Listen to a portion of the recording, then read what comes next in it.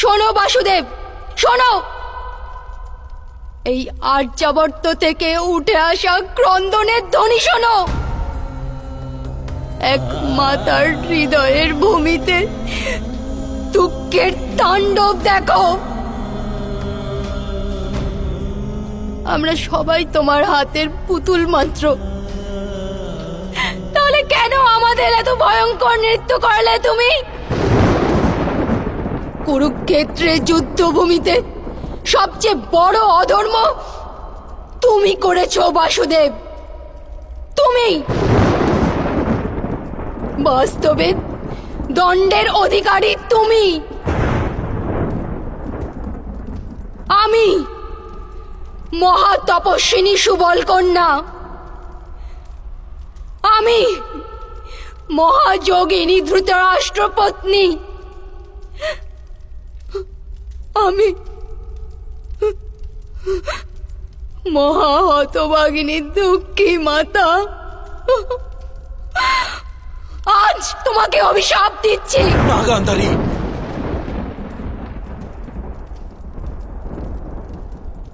কি প্রকারে আপনি? হ্যাঁ, অভিশাপ দিচ্ছি। যে প্রকারে আমার বংশের বিনাশ হয়েছে, সেই প্রকারে তোমার চোখের সামনে তোমার যাদব বংশের বিনাশ হবে।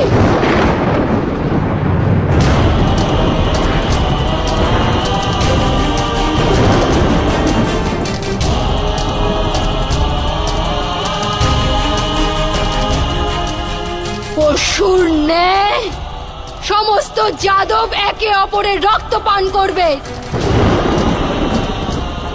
আর বাছুরের ন্যায় সমস্ত যাদব বালক ক্রন্দন করবে। ওদের অশ্রু মুছিয়ে দেওয়ার কেউ থাকবে না।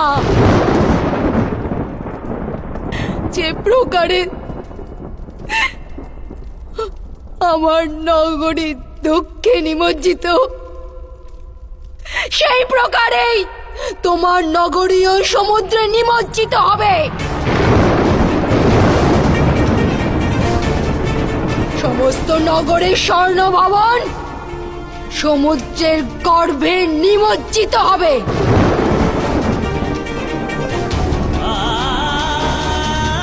আর তুমি কোনো জঙ্গলে একলা অশক্ত এক বৃদ্ধ পশুর ন্যায় এক শিকারীর হস্তে তীরবিদ্ধ হবে।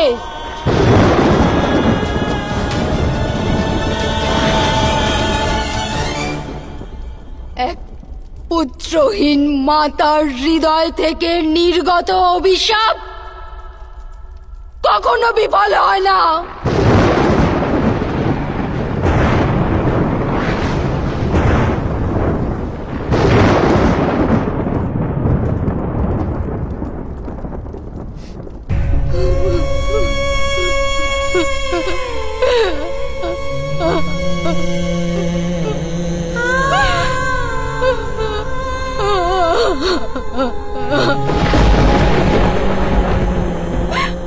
গান্ধারী, এটা তুমি কি করলে? বাসুদেবকে তার উপকারের এত ভয়ঙ্কর ফল দিলেন আপনি। এর থেকে তো উচিত ছিল আপনি আমাদের পঞ্চপাণ্ডবকে সময়ের অন্তিম অবধি নরকবাসের অভিসম্পাত করতেন। কিন্তু মাধবকে এত ভয়ঙ্কর অভিশাপ দিয়ে আপনি সমগ্র বিশ্বকে অনাথ করে দিয়েছেন। দিদি, নিজের অভিশাপ নিবারণ করুন।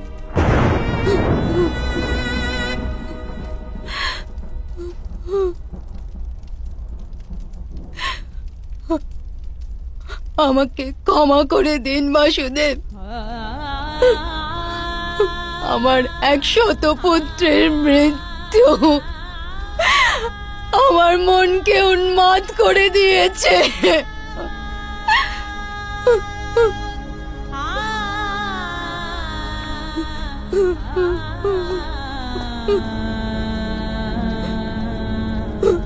না মাতা, আপনি কিছুই অনুচিত কার্য করেননি মাতা।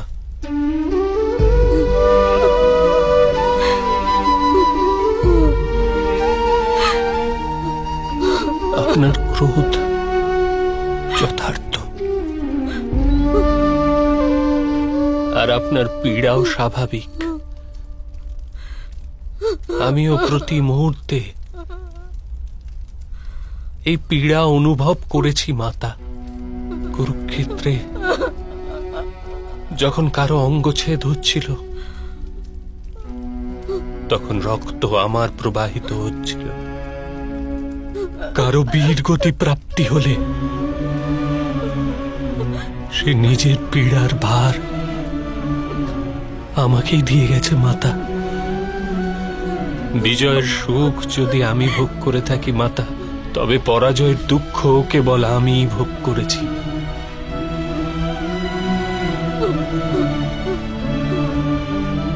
আমি আপনার শত্রু মাতা, আর আমি আপনার মিত্র। আমি আপনার পুত্র মাতা। আমি সেই যে অশ্বত্থামাকে অভিশাপ দিয়েছি, আর আমি সে যে ওই অভিশাপ ভোগ করছি। দুর্যোধনের জঙ্ঘা ভাঙার আর্তনাদ আমারই ছিল মাতা। আমি জীবনভর মাতাদের আশীর্বাদ গ্রহণ করেছি। তাই আজ আমি বাসুদেব কৃষ্ণ মাতার অভিশাপকেও স্বীকার করলাম। আমি আপনাকে কথা দিচ্ছি মাতা, যখন আমার বংশনাশের সময় আসবে, তখন আমি প্রথম সুদর্শন চক্র দ্বারা প্রহার করব। না না, এত ভয়ঙ্কর অভিশাপ কি করে আমার মুখ থেকে নিঃসৃত হলো? না মাতা, আপনার কোনো দোষ ছিল না। আশীর্বাদ আর অভিশাপ তো সময় নিজের পরিকল্পনা অনুসারে আহ্বান করে। আপনার বাক্য তো কেবল নিয়তির অমোঘ কার্যের নিমিত্ত মাত্র।